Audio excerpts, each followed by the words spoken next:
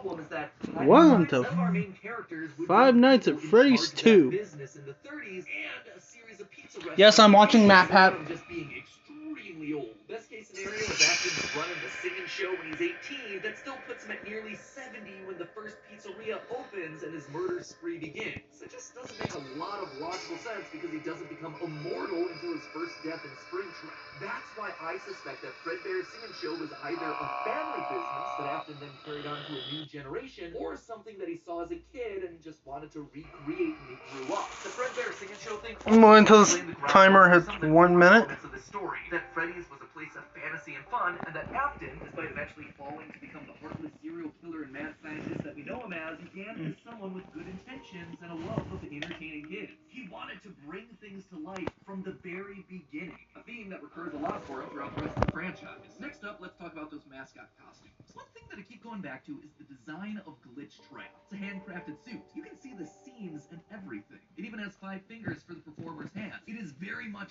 not a Springtrap suit. This is something much more rudimentary. It came at a time before animatronics were a part of the story. That's why I suspect that it was actually the first, predating literally everything. It's also a suit that is very personal to Afton. He put his digital consciousness in that form. It's his personal avatar. It's the way that he sees himself. There's also a whole separate discussion to be had here about the habits and rituals of serial killers. So the fact that he's choosing to lure kids and kill them in this particular suit actually says a lot about his emotional attachment to it. So while Fredbear seems to have started with someone else's creation, Golden Bonnie was uniquely brilliant, giving him a personal connection. That's not all. In this whole franchise, only one set of characters have themselves 5 fingers, the Nightmares. Even Golden Freddy, Fredbear, was a 5-fingered wearable suit at one point in the story, as we see in this shot from the graphic novel, before he, like everyone else, was turned into an animatronic. This seems to imply that all of the main characters had similar wearable mascot outfits at least at one point in time, and that whoever is having half for nightmares, if they even are nightmares, something that we'll touch on in part 2, saw those mascot suits specifically. Lastly, we have to talk about the elephant in the room. The literal elephant, Orville elephant, as well as the rest of the mediocre melodies. For a while, I suspected that the mediocre melodies played a much more important role in the story than just being a bunch more animatronics to fill out the roster, especially Nightmare, which is just suspiciously close to Fredbear. And yet, there are 2 key details that we're going to have to justify with any mediocre melodies mentioned. One, they're very rudimentary with external battery packs, implying that they come very early in time. And 2, we know that at minimum, Mr. Hippo does eventually become an official member of the extended Freddy verse. But if these things are supposed to be cheap, generic rip-offs, so while our engineers don't really have an explanation for it, they would be stealing someone else's ideas. So if Afton created Fredbear, there would have to be some rival franchise. The only other person who would likely be ripping him off, Henry. We've talked extensively about how the mediocre melodies are clearly Henry's design aesthetic. So it just has to be him. I don't think Henry's doing this maliciously. He doesn't strike me as the type. He was likely building the robots at the orders of someone else that was running a rival restaurant franchise. So that's enough motivation to start acting down a path of jealous rivalry, but also begrudging admiration. As the Freddy Files Ultimate Edition says, it's important to revisit the beginning of Henry and William's relationship, so here you go. I think this is where it begins. Also,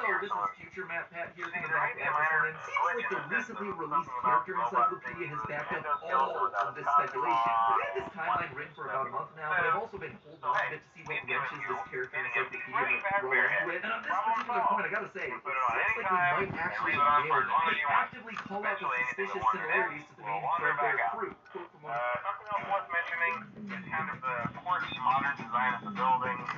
You may have noticed there are no doors for you to close. But hey, you have a light, and even though your flashlight can run out of power, the building cannot.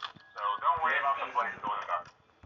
Well, I think that's it. Fredbear looks like an imitation altered just enough to avoid copyright issues. I don't know about you, but that seems to imply that we were right on the line. Knowing all of this, at one point the franchises had to have merged. That's really the only way that you get Mr. Hippo from the rival franchises part of the Fazbear crew. This also mirrors a lot of what happened in the real-life history of Chuck E. Cheese, with 2 rival restaurants, each with their own casts of characters, merging to become one unified brand. Again, we've gone into that in detail with other videos, just wanted to remind you all of that here. But why would I call out the rival restaurant as being named Chica's Party World? Few things, actually. First, we know for a fact that a location named Chica's Party World exists. It is mentioned in the source code teasing sister location, so it is out there somewhere and doesn't fit cleanly anywhere. Second, in the story of the Puppet Carver, Chica is very explicitly looped in with the book versions of Pig Patch and Ned Bear, implying that she started as a mediocre melody. Thirdly, her design just fits better with the theme of down-home country animals with southern accents playing the banjo and eating with bibs. And with her being the headliner of the show with her name on the restaurant, it would make sense then that when the restaurants merged, she was the one that was added to the main cast of characters while all the other mediocres faded away. It's also why when Freddy's closes after William's killing spree, she's the one to branch back off into her old franchise and is therefore missing in sister location. A detail that's bothered me for years at this point. It might also explain why William decided to stuff his first dead kid into Chica. That one was Henry's creation,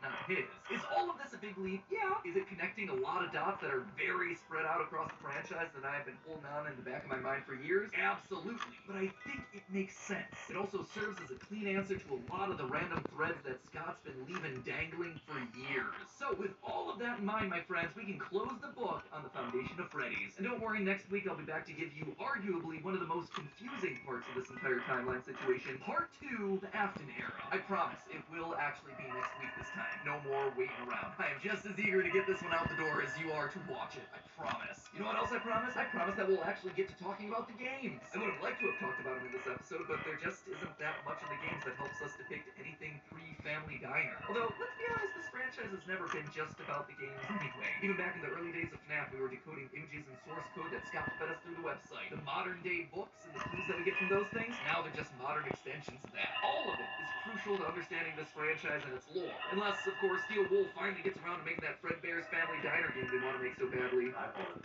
love to do is get kind of back to, I have no clue if we'll ever be able to do this, but getting back to kind of like the origin of like Fazbear Entertainment, of Freddy Fazbear. But in the meantime, while we wait for that inevitably cryptic game, I hope that this start to the timeline helps to fill in some of those gaps. I'm excited to share part 2 with you next week. If you haven't subscribed and rang the bell, make sure you do it now so you're notified when that part drops. I cannot wait to see your thoughts down in the comments below. And as always, I remind you, it's all just a theory. A game theory. Go easy on me. Tried my best.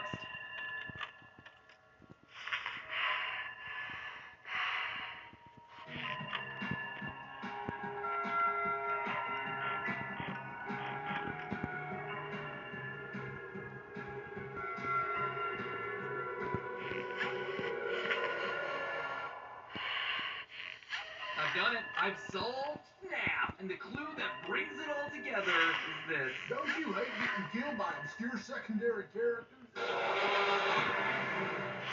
Hello, Internet! Welcome to Game Theory! For today, I'm just gonna get straight to the point. This episode was supposed to be our final timeline, but you know what? It's not quite there yet. I think we're gonna have it ready for next week. There's just a few wrinkles that we need to iron out about Elizabeth's death specifically, but otherwise, I feel really good about everything we've pieced together so far. That said, I wanted to put this episode up first regardless, because it dives into a section of the timeline that's likely going to be controversial, which is also a bad thing because it's the beginning of the timeline. Nothing like starting off on the wrong foot, you know? So in order to head that one off at the pass, let's just start talking about it now, shall we? Last episode I brought up how the team and I have been tackling this whole timeline project. Basically that we've broken down everything into 3 key sections. The foundation of Freddy's, the Afton era, and post-Purple Guy. In that episode we dug hard into the last chunk, trying to figure out the recent history with things like FNAF VR and Security Breach. But even trickier is the first chunk, the foundation of Freddy's. You see, at this point we all have a general basic knowledge of the games, right? Kids die, animatronics get possessed, all that good stuff. But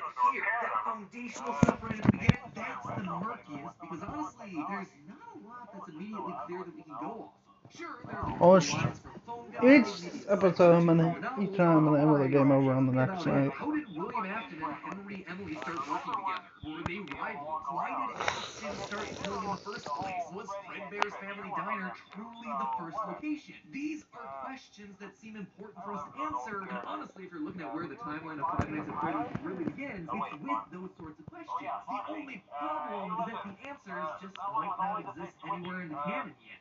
or so I initially thought, which brings us to today's episode. I suspect that there may be a way to answer some, if not all, of those questions using a mix of evidence from the games, the books, and real-life lore. In the process, I think it'll help us get a better understanding of William Afton's motives, while also outlining a rough sequence of events that'll ultimately help place locations and other things when I tackle the full timeline of the series next week. And all of it hinges on one thing: a set of obscure secondary characters named the Mediocre Melodies. Orville Elephant, Ned Bear, Pig Patch, Happy Frog, and of course, Sometimes a story is just a story. You try to read into every little thing and find meaning in everything anyone says. You'll just drive yourself crazy. Yeah, I know, Mr. Hippo, I get it. That has been leveled at me more times than I can count. But I think in this case, we actually didn't read into you enough. You see, when the Mediocres were first introduced in Pizzeria Simulator, we, as the community,